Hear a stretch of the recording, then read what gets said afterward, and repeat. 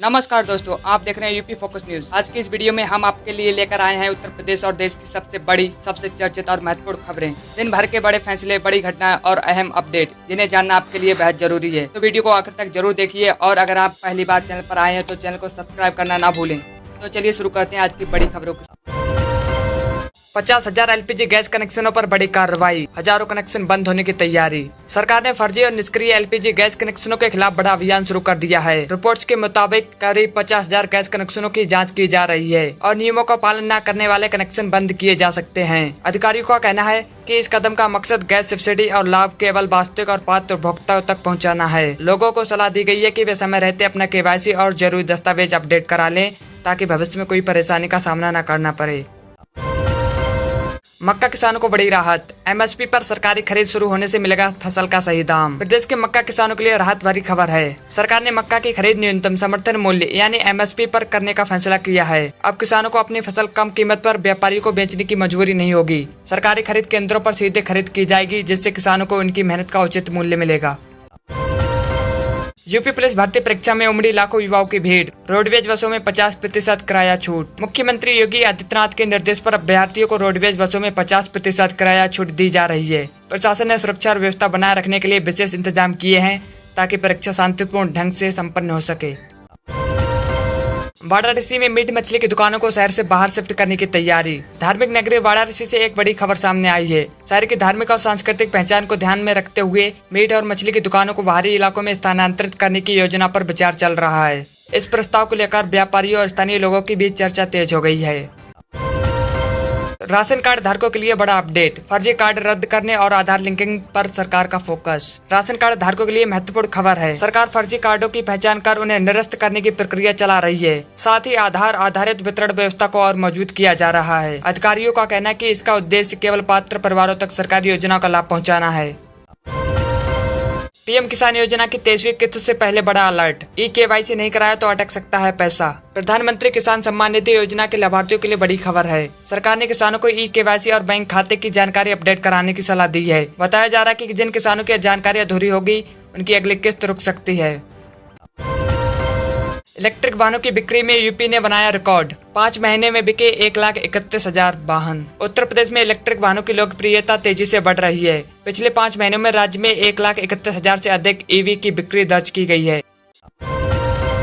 CM योगी का बड़ा निर्देश, आर्थिक तंगी की वजह से किसी भी बच्चे की पढ़ाई नहीं रुकनी चाहिए। मुख्यमंत्री योगी आदित्यनाथ ने अधिकारियों को स्पष्ट निर्देश दिए हैं कि प्रदेश में किसी भी बच्चे की पढ़ाई आर्थिक कारणों से प्रभावित नहीं होनी चाहिए। उन्होंने शिक्षा से जुड़ी सभी योजनाओं का लाभ पात्र छात्रों तक पहुंचाने पर जोर दिया है। सरकार का कहना है कि शिक्षा के क्षेत्र में लगातार सुधार और सुविधा का विस्तार किया जा रहा है ताकि हर बच्चे को बेहतर अवसर मिल सके।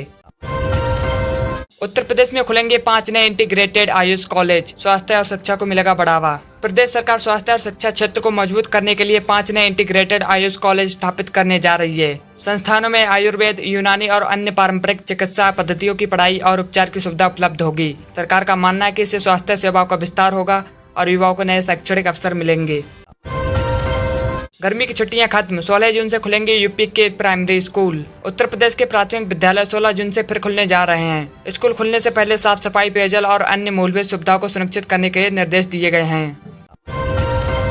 सीआरपीएफ भर्ती में 1722 अभ्यर्थी अगले चरण के लिए चयनित, अब होगी शारीरिक परीक्षा। सीआरपीएफ भर्ती प्रक्रिया में बड़ी संख्या में उम्मीदवारों को सफलता मिली है। 1722 अभ्यर्थियों को अगले चरण एसआई पैट पीएसटी के लिए शॉर्ट लिस्ट किया गया है। अब इन उम्मीदवारों को शारीरिक दक्षता और अन्य जरूरी प्रक्रियाओं से गुजरना होगा। राहुल गांधी और अखिलेश यादव की मुलाकात की चर्चा तेज, चुनावी रणनीति पर अटकलें। राजनीतिक गलियारों में चर्चा है कि राहुल गांधी और अखिलेश यादव ने आगामी चुनाव से जुड़े मुद्दों पर विचार विमर्श किया है। हालांकि आधिकारिक रूप से ज्यादा जानकारी सामने नहीं आई है, लेकिन राजनीतिक विशेषज्ञ इसे भविष्य की चुनावी समीकरणों से जोड़कर देख रहे हैं। चौधरी चरण सिंह विश्वविद्यालय में पीजी एडमिशन का बड़ा अपडेट, 15 जून से शुरू होंगे रजिस्ट्रेशन। चौधरी चरण सिंह विश्वविद्यालय से पढ़ाई करने की तैयारी कर रहे छात्रों के लिए बड़ी खबर है। विश्वविद्यालय में स्नातकोत्तर पाठ्यक्रम के लिए 15 जून से ऑनलाइन रजिस्ट्रेशन शुरू होने जा रहे हैं। हजारों छात्र विभिन्न विषयों में प्रवेश के लिए आवेदन कर सकेंगे। जीएसटी कलेक्शन में यूपी का दमदार प्रदर्शन, नोएडा बना सबसे बड़ा योगदानकर्ता। उत्तर प्रदेश आर्थिक मोर्चे पर लगातार मजबूत प्रदर्शन कर रहा है। जीएसटी संग्रह में राज्य का प्रदर्शन बेहतर रहा है और नोएडा प्रमुख योगदान देने वाले क्षेत्रों में शामिल है। सरकार का कहना है कि औद्योगिक निवेश, व्यापारिक गतिविधियों और डिजिटल कर व्यवस्था के कारण राजस्व में लगातार वृद्धि हो रही है।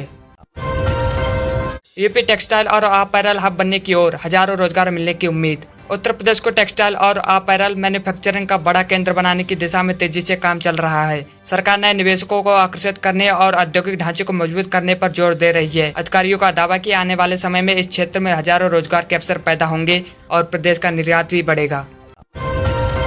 यूपीआईडीए अब सीधे सीएम योगी के अधीन, औद्योगिक विकास को मिलेगी नई रफ्तार। प्रदेश सरकार ने बड़ा प्रशासनिक फैसला लेते हुए यूपीआईडीए को सीधे मुख्यमंत्री योगी आदित्यनाथ के अधीन करने का निर्णय लिया है। सरकार का कहना है कि इससे निवेश परियोजनाओं की निगरानी बेहतर होगी और उद्योगों से जुड़े फैसले तेजी से लिए जा सकेंगे। इसे औद्योगिक विकास की दिशा में महत्वपूर्ण कदम माना जा रहा है। यूपी बनाएगा अपना मौसम सैटेलाइट, किसानों और मौसम विभाग को मिलेगा बड़ा फायदा। उत्तर प्रदेश सरकार अपने स्वयं के मौसम उपग्रह की संभावना पर विचार कर रही है। यदि यह योजना आगे बढ़ती है तो मौसम का पूर्व अनुमान पहले से अधिक सटीक हो सकेगा। इससे किसानों, आपदा प्रबंधन विभाग और आम लोगों को मौसम संबंधी जानकारी समय पर मिल सकेगी। विशेषज्ञ इसे भविष्य की बड़ी तकनीक पहल मान रहे हैं। काशी विश्वनाथ में उमड़ा श्रद्धालुओं का सैलाब, बाबा को चढ़ा लंगड़ा आम और बनारसी पान। वाराणसी में बाबा काशी विश्वनाथ के दरबार में इन दिनों श्रद्धालुओं की भारी भीड़ देखने को मिल रही है। विशेष अवसर पर बाबा को प्रसिद्ध लंगड़ा आम और बनारसी पान का भोग अर्पित किया गया है। भीषण गर्मी के बाद राहत की उम्मीद, 11 जून से बारिश और आंधी का बड़ा अलर्ट। मौसम विभाग ने उत्तर प्रदेश के कई जिलों के लिए अहम चेतावनी जारी की है। 9 और 10 जून को हीटवेव और तेज गर्मी का असर बना रह सकता है, जबकि 11 जून से कई इलाकों में तेज हवाओं, आंधी, बारिश की संभावना जताई गई है। काशी में बनेगा दुनिया का सबसे ऊंचा शिवलिंग, धार्मिक जगत में बड़ी उत्सुकता। धार्मिक नगरी काशी से बड़ी खबर सामने आई है। यहाँ दुनिया के सबसे ऊंचे शिवलिंग की स्थापना की तैयारी चल रही है। इस महत्वाकांक्षी परियोजना को लेकर श्रद्धालुओं में खास उत्साह देखा जा रहा है।